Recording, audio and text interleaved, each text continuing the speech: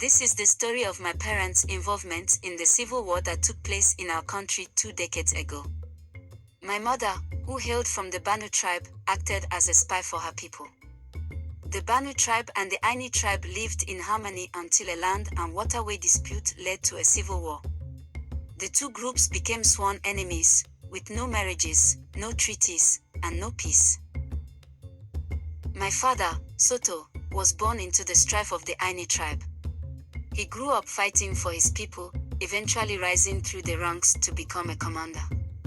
During this time, the military began recruiting soldiers younger and younger. It was then that my father met my mother, who he didn't know she was a Banu spy. In reality, my mother was much more than just a Banu, she was the daughter of their king. My mother's family had planned for her to save their nation from a young age. They trained her to become the next Eza and convinced her of her civic duty to marry and infiltrate the opposition.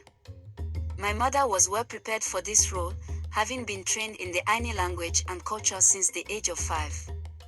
She was fluent in their customs and beliefs, as my grandfather had compelled an Aini family to raise her. She attended school in a village far from home and saw her parents only 4 times a year. They changed her name from Grace to Adona, a traditional Aini name.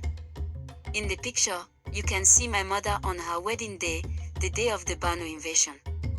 She had successfully gotten my father to fall in love with her and used their courtship as an opportunity to gather intelligence to take down the village. My mother had been taken in by the Aini people, who had provided her with love, sustenance, and guidance for many years. However, when the invasion began, she began to feel remorse. Her own people were invading on her wedding day, no less. In a moment of panic, she sent word to cancel the invasion. Her father, the king, received the message and called back his airmen. Though the Aini interpreted the show of strength as a threat, years of war had depleted their resources, leaving them with little recourse.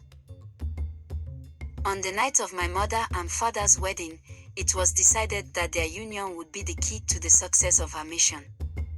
Though my mother's task was nearly complete, she revealed a secret to me on her deathbed.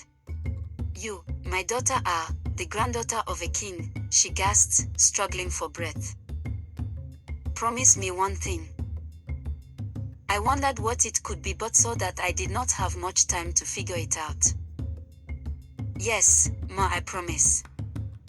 Adona sat up in the bed in a last show of strength. "You must complete the Eza's mission, my daughter." Short story by Emuna Soul Therapy Publishing, copyright 2023.